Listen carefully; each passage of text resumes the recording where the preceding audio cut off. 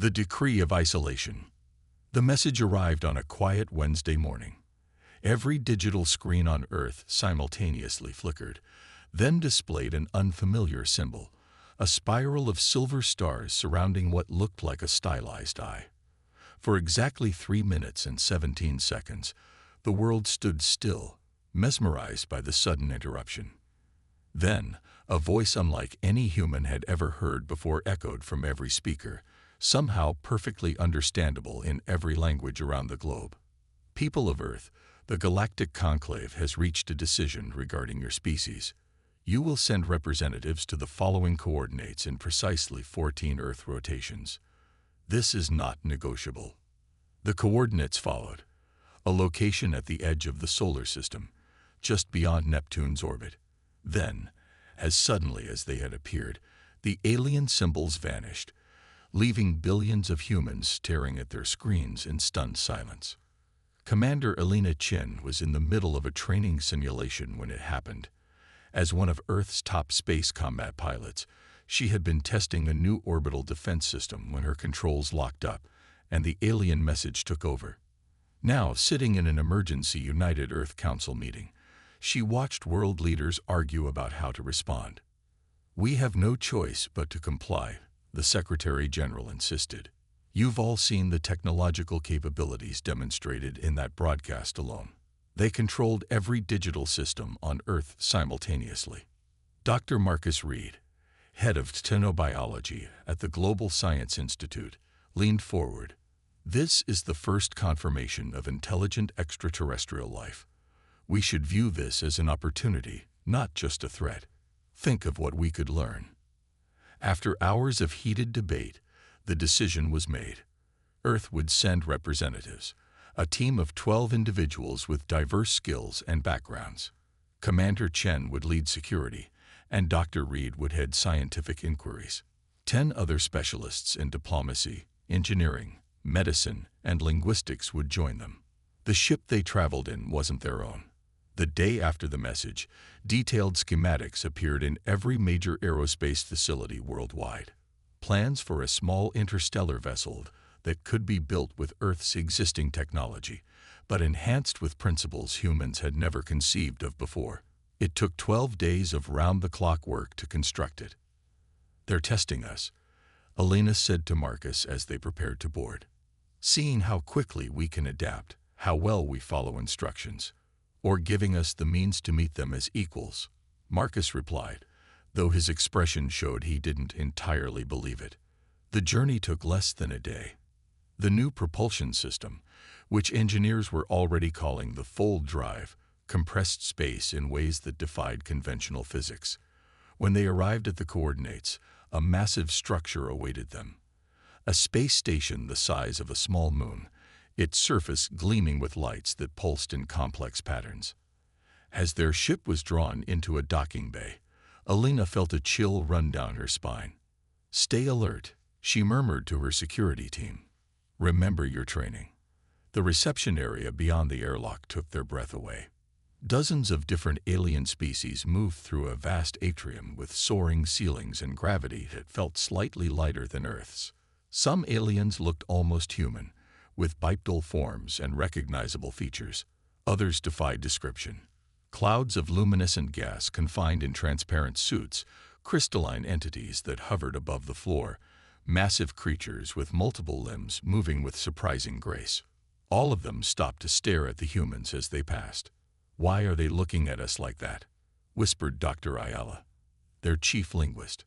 "Like we're dangerous," Elena replied quietly. A tall being with iridescent blue skin approached. Its 4 arms were folded in what seemed like a formal gesture. "I am Delegate Xorian," it said, its voice melodious despite the strange clicking undertones. "The conclave awaits you." The delegation was led through ornate corridors into an immense chamber. Thousands of beings occupied rising tiers of seats that formed a perfect circle around a central platform. The humans were directed to stand on this platform, spotlights focusing on them from above. A figure rose from the highest tier, tall and graceful with silver skin that seemed to shimmer with its own inner light. When it spoke, The voice was the same one that had addressed Earth. "I am High Arbiter Selins of the Galactic Conclave," the being announced. "You stand before the united representatives of 7,342 spacefaring civilizations. For the first time, in 8,000 cycles, we convene to judge a species that has not yet achieved proper interstellar capabilities." Dr. Reed stepped forward slightly. "We are honored by your attention, High Arbiter. May we ask why Earth has been singled out for this unusual judgment?" Selins gestured with long, elegant fingers. Above the human delegation, a holographic display materialized, showing scenes from human history: wars, environmental destruction, nuclear tests, but also art, music, scientific breakthroughs, acts of compassion and heroism. "Your species presents us with a paradox," Selins continued. "You develop at an unprecedented rate. What takes other species millennia to achieve, you accomplish in centuries. Your adaptability is remarkable, your creativity unmatched among recently evolved intelligent life." Murmurs ran through the assembled aliens, not all of them sounding positive. "And yet," Selins continued, voice hardening, "you direct these gifts towards self-destruction at an equally unprecedented rate. Your potential for violence, combined with your rapid technological advancement, poses an unacceptable risk to galactic stability." Elena felt her heart rate increase. This wasn't heading in a good direction. "The Conclave has observed Earth for 300 of your years," Selene said. "We have seen enough. By majority vote, the Conclave has determined that humanity must be contained until you have evolved beyond your destructive tendencies." "Contained." Elena stepped forward. "What exactly does that mean?" The holographic display changed, showing the solar system with a glowing sphere enclosing it completely. "A quarantine barrier will be established at the outer boundaries of your solar system," Selines explained. "No physical object or transmission will be able to pass through in either direction. Earth will be isolated from the galactic community until you prove yourselves worthy of inclusion." The human delegation erupted in protests. Dr. Reed raised his voice above the others. "How long will this quarantine last? And how can we prove ourselves worthy if we're completely cut off?" "The minimum duration for species quarantine is 500 of your years," Selene stated coldly. "As for proving yourselves, that is precisely the point. If you cannot evolve beyond your violent nature when there is no external threat, then you will never be ready to join the greater community." Delena fought to keep her voice level. "This is a death sentence for our civilization. We depend on space exploration for resources, communications, scientific advancement. Your dependence on expansion rather than sustainability is exactly why this decision is necessary," interrupted another alien representative, a floating being with tentacles that pulsed with light as it spoke. "You must learn to thrive within your natural boundaries." "You will be returned to Earth," Selines announced. "The barrier will activate in precisely 7 Earth rotations. This judgment is final and cannot be appealed. The Conclave has spoken." As guards moved to escort them out, a small alien with scales that shifted color like an Earth chameleon brushed past Elena. Something was pressed into her hand, a small metallic disc. "Not all agree," came a whispered voice. "Seek the dissidents. When you find a way through, we will be waiting." Before Elena could respond, the alien had disappeared into the crowd. She quickly pocketed the mysterious object before anyone could notice. The journey back to Earth was tense with despair and furious planning. Within hours of their return, videos of the Conclave hearings spread across the globe. Panic erupted in some regions, while others responded with defiance. Military forces worldwide were placed on high alert, though everyone recognized the futility of fighting against a civilization that could control all of Earth's technology with apparent ease. 3 days after their return, Elena and Marcus met secretly in an underground facility beneath the Rocky Mountains. They had assembled a small team of the world's most brilliant minds, working around the clock to understand the alien disk. "It's some kind of data storage," said Dr. Kwan, their top quantum physicist. But it operates on principles we've barely theorized about. It's like comparing stone tablets to quantum computers. Can you access what's on it? Elena asked. Portions, Quan replied. It contains technical specifications, incredibly detailed scans of the barrier they plan to put around us. Marcus leaned over the holograms projected from their adapted equipment. They're giving us the blueprint to our own prison. Or, Elena said, a slow smile forming. They're giving us the blueprint to find the weaknesses in our prison. As the team worked feverishly to understand the alien technology, world governments formed a unified emergency council. For perhaps the first time in human history, old enemies put aside their differences in the face of this existential threat. Resources were pooled, information freely shared. On the sixth day, with just hours remaining before the barrier was scheduled to activate, Dr. Quan burst into the command center, eyes wide with excitement. We found something. The barrier isn't completely solid. It pulses. There are nanosecond intervals where it weakens at predictable points. If we could build a device that precisely targets these pulses, could we send something through? Elena asked. Theoretically, yes. Something small, at least initially. Marcus was already typing furiously on his tablet. If we can send data packets through, we can communicate with the outside. And if we can communicate, we can find these dissidents. Elena finished. At that moment, sensors around the planet detected massive energy buildups at the edge of the solar system. Streams of exotic particles began forming complex lattices, weaving together into what would soon become humanity's cage. It's starting, someone whispered. Elena stared at the display, then looked at the small team around her. So is our resistance, she said firmly. They think they're locking us away to die quietly. They have no idea what they've just done. Marcus nodded, understanding in his eyes. They've united humanity against a common enemy, and given us the perfect motivation to prove just how dangerous we can really be. Elena added, her hand closing around the alien disk, their first key to freedom. As the barrier completed its formation with a flash of energy visible even from Earth as a brief ripple across the night sky, humanity did not despair. Instead, in secret facilities around the world, Operation Phoenix began. Humanity's refusal to accept the Conclave's judgment and the beginning of their greatest challenge yet. The quarantine of Earth had begun. So had the countdown to humanity's most audacious escape. Rising from the ashes. 5 years passed since the barrier sealed Earth from the rest of the galaxy. From space, the barrier appeared as a subtle iridescent sphere encompassing the entire solar system, occasionally rippling with pulses of energy. From Earth, it meant the stars no longer held promise, only a reminder of their confinement.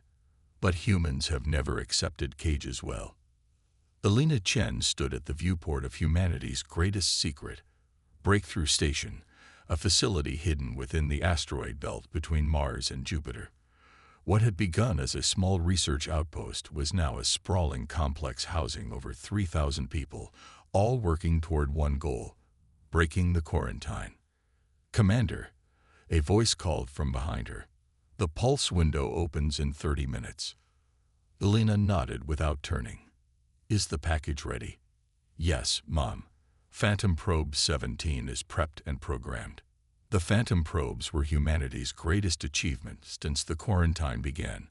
Vessels smaller than a coffee cup, designed specifically to slit through the nanosecond fluctuations in the barrier that Dr. Quan had discovered. Each carried data packets and, more recently, microscopic quantum entanglement pairs that might enable instantaneous communication across the barrier. 16 previous attempts had failed.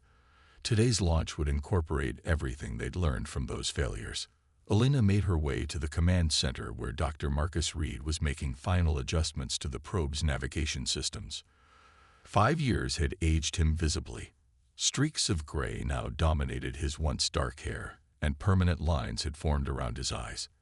The same was true for most of those who carried the weight of humanity's future.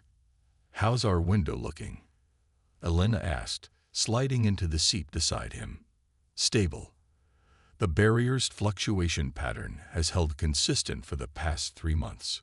Marcus didn't look up from his work. But there's something else you should see. He gestured toward another monitor where Dr. Kwan was analyzing the barrier's energy signature. Tell her, he prompted. The barrier is evolving, Kwan said, concern evident in her voice. Slowly, but unmistakably. It's adapting to our probe's attempts to breach it. Each time we fail, it learns. Alina's jaw tightened. Then we better not fail this time. Back on Earth, humanity had transformed in ways the Conclave never anticipated. The initial panic and depression that followed quarantine had given way to a renaissance of innovation and cooperation. Old conflicts seemed petty in the face of cosmic imprisonment. Resources once devoted to weapons were redirected to solving Earth's long-standing problems. Dr. Sofia Ortiz led this transformation. As head of the Sustainable Earth Initiative, she had developed revolutionary biotechnology that cleaned polluted oceans and restored damaged ecosystems at unprecedented rates. Fields once barren now flourish with crops engineered to thrive in previously hostile environments.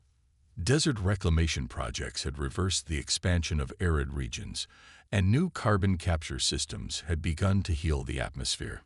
In her laboratory beneath a reclaimed section of the former Sahara Desert, Sophia inspected the latest generation of her microecological engineers, organisms designed to transform environments at the molecular level.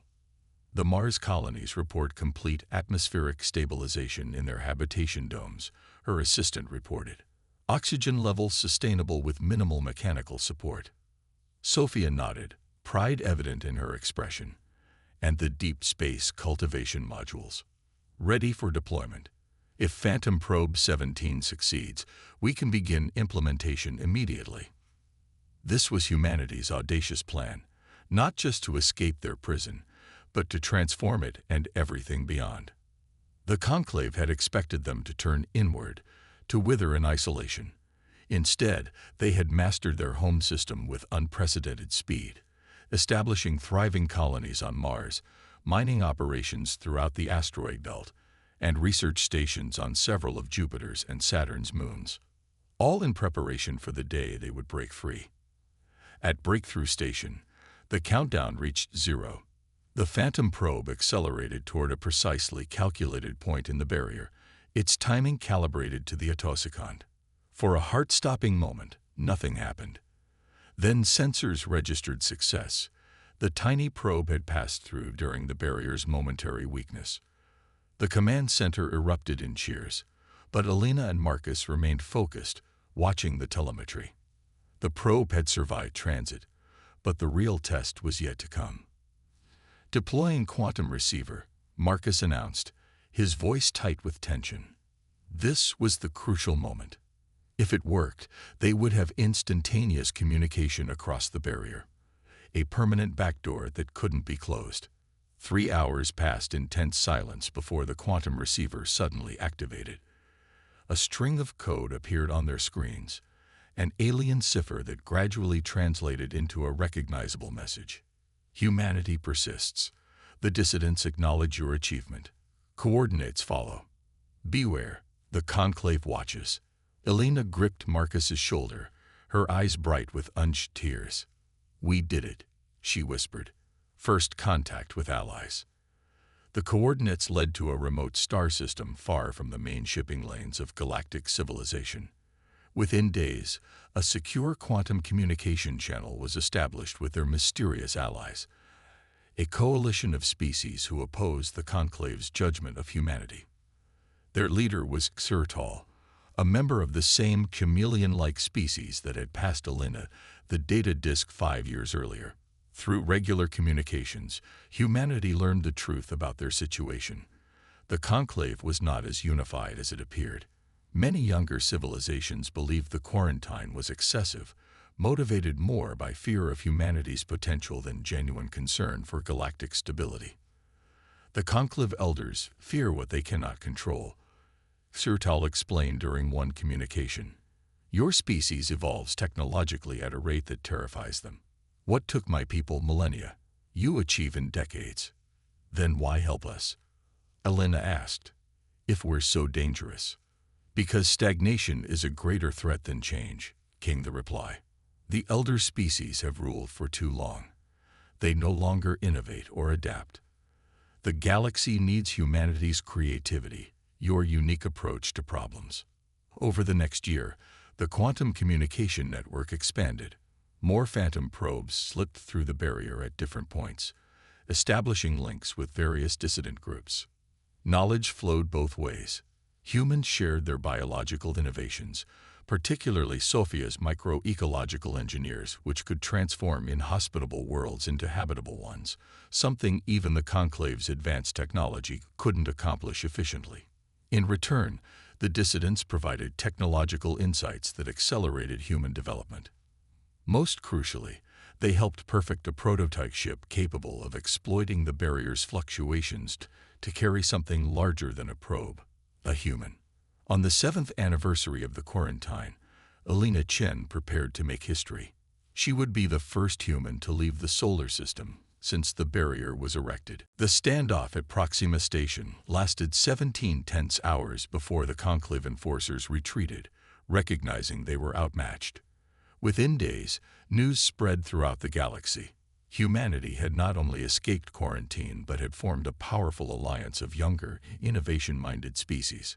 1 month later, Elena stood before the full conclave as an equal, not a prisoner.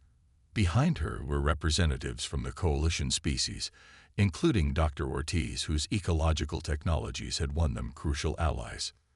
10 years ago, you judged humanity too dangerous to join galactic society. Elena addressed the assembled representatives.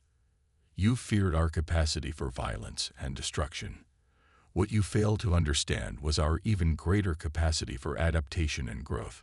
She gestured to the holographic display showing transformed worlds, barren planets now blooming with life thanks to human innovation, new technologies developed through human-alien collaboration, thriving multicultural settlements where once there had been only empty space. We did not escape your quarantine to wage war, Dr. Ortiz continued, stepping forward. We escaped to prove you wrong. To show that humanity's place in the galaxy isn't as a threat to be contained, but as a catalyst for positive change. High Arbiter Selins rose from the council seat, silver skin now dulled with age. And yet you stand before us having directly violated our highest judgment. You have assembled a military force and established unauthorized colonies throughout protected space. We assembled a defensive coalition, Elena corrected, because you left us no choice. As for our settlements, we have transformed dead worlds that your civilization abandoned millennia ago. We have created life where there was none. Murmurs ran through the conclave, not all negative. Many representatives, particularly from younger species, were clearly impressed by humanity's achievements. The galaxy faces challenges that cannot be solved by ancient approaches, Elena continued. Climate collapse on dozens of worlds, resource depletion, species extinction. Our technologies can address these crises, but only if we work together as equals. The debate raged for days. Old prejudices clashed with new realities. Finally, a compromise was reached. The quarantine barrier would be dismantled, and humanity formally recognized as a galactic civilization with all associated rights. In exchange, human expansion would be regulated through newly established mutual oversight committees, including representatives from all involved species. As Elena watched the barrier dissolve from the observation deck of the Dauntless, Marcus joined her, now serving as Earth's first galactic ambassador. They thought they were teaching us a lesson, he said quietly, containing a dangerous species until we learn to behave. Elena nodded. Instead, they created exactly what they feared most, a humanity united against external threat, driven to overcome impossible odds, and now spreading throughout the stars faster than they ever imagined possible. Do you think they'll ever trust us completely? Marcus asked. Probably not, Elena admitted, but they'll need us, and that's even better than trust. As the last remnants of the barrier faded away, ships from Earth ventured freely into deep space for the first time in a decade. They were greeted not with fear, but with curiosity and cautious respect. The species that had been judged too dangerous to join galactic society had not only escaped their prison, they had rewritten the rules of the game entirely. The quarantine of Earth had ended. Humanity's age of expansion had just begun.